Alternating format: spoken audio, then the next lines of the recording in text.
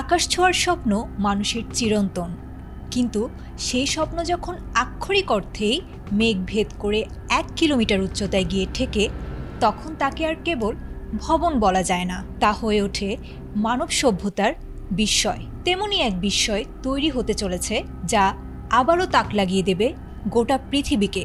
ধারণা করা হচ্ছে বুর্জ খলিফা থেকে পৃথিবীর উচ্চতম ভবনের খেতাবটিও নাকি কেড়ে নিতে পারে এই নতুন স্থাপত্য। তবে কি এইবার সাদামাটা হয়ে যাবে বুর্জ খলিফার সিংহাসনটি? মরুভূমির তপ্ত বালু উড়িয়ে লোহিত সাগরের তীরে ডানা মেলছে এক নতুন দানবীয় স্থাপত্য, যার নাম জেদ্দা টাওয়ার। সৌদি আরবের জেদ্দা ইকোনমিক সিটিতে নির্মাণাধীন এই টাওয়ারটি কেবল একটি ভবন নয়, বরং সৌদি ভিশন 2030-এর এক উচ্চাভিলাষী মুকুট। গল্পটি বর্তমানে অবিশ্বাস্য গতিতে এগিয়ে যাচ্ছে। প্রতি 3 থেকে 4 দিনে যোগ হচ্ছে একটি করে নতুন তলা। ইতোমধ্যে ভবনটি 80 তলার মাইল ফলক স্পর্শ করেছে।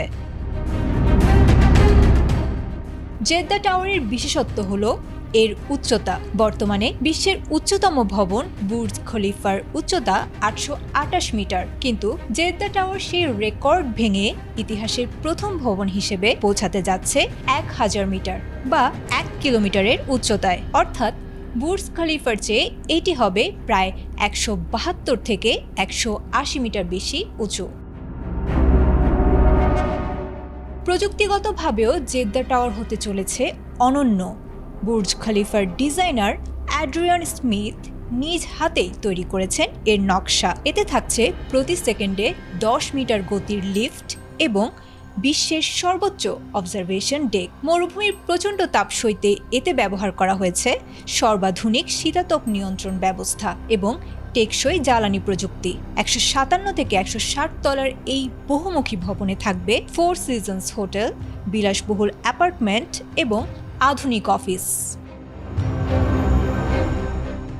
গণমাধ্যম গালফ নিউজের একটি প্রতিবেদন থেকে জানা গেছে 2028 সালের মধ্যে প্রকল্পটি সম্পন্ন হওয়ার কথা রয়েছে। এদিকে নিরাপত্তা শঙ্কা ও মহামারীর কারণে দীর্ঘ কয়েক বছর কাজ বন্ধ থাকলেও সৌদি বিন লাদেন গ্রুপ ও টার্নার কনস্ট্রাকশন এখন নির্ধারিত সময়ের মধ্যে প্রকল্প শেষ করতে কাজ এগোচ্ছে দুর্বার গতিতে। তবে সৌদি আরবের উচ্চাকাঙ্ক্ষা এখানেই শেষ নয়। রিয়াদের 2 কিলোমিটার উচ্চতার রাইজ টাওয়ার নির্মাণের পরিকল্পনাও এরই মধ্যে শুরু হয়েছে।